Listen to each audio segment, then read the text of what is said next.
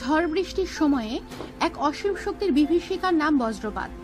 বাংলাদেশে বজ্রপাত ও এর আঘাতে মৃত্যুর সংখ্যা বেড়ে চলছে আশঙ্কাজনক হারে। কাজেই বজ্রপাত থেকে নিরাপদ থাকতে সচেতন হতে হবে।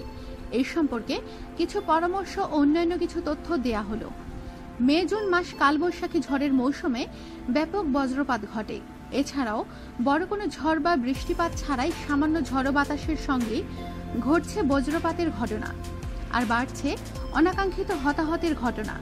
এখন জেনে নিন বজ্রপাত থেকে বাঁচতে আপনার কি করণীয়। মে জুন মাসে বজ্রপাত বেশি হয়। সাধারণত বজ্রপাতের সময়সীমা 30 থেকে 45 মিনিট স্থায়ী হয়। এই সময়টুকু বাড়িতেই অবস্থান করুন।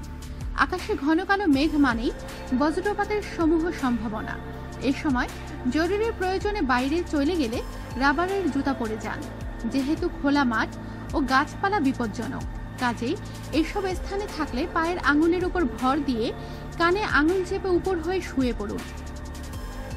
দালান বা কংক্রিটের স্থাপনার নিচে আশ্রয় নিন। টিনের ঘর বা চালা এড়িয়ে চলুন। উঁচু গাছ, খুঁটি, তার ও ধাতব খুঁটি বা মোবাইল টাওয়ার এড়িয়ে চলুন। ঝড় ও বজ্রপাতের সময় বাড়ির ধাতব কল, সিঁড়ির রেলিং ও পাইপ থেকে দূরে থাকুন।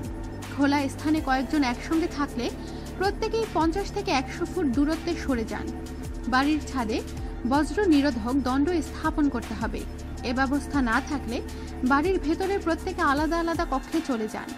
গাড়ির মধ্যে থাকলে ধাতব অংশ স্পর্শ করা থেকে বিরত থাকুন। ধাতব হাতলযুক্ত ছাতা ব্যবহার করবেন না। নদী বা সমুদ্রে নৌকায় থাকলে দ্রুত তীরে ফেরার চেষ্টা করুন।